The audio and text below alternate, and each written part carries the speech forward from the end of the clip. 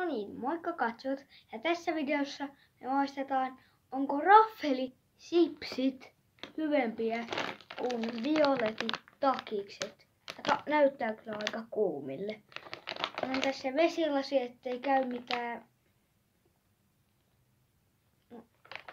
Ja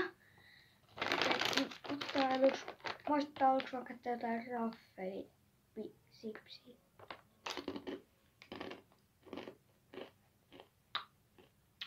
Ei paha. Hyvä. Sitten violetteja takiksia. Nyt maistetaan. Aluksi haistaa ihan punaisia. Kamerasta näkyy vähän varmaan, että ne on oransseja, mutta ne haistetaan aluksi. Haisee ihan jollekin lehmä. No niin, nyt maistetaan. Laittakaa kommenteista jotain,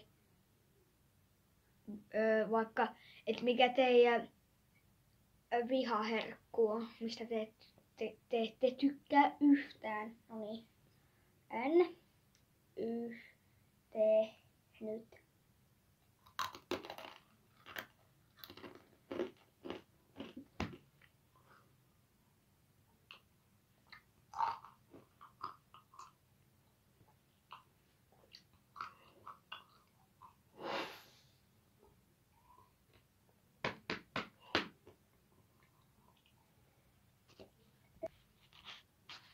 No niin, siis älkää ostako koskaan, jos te löydätte näitä violetteja takiksi. Ne haisee ihan vitsi, no haisee vähän hyvälle, vähän vitsin paloja. Mutta mä maistan kahta eri takista.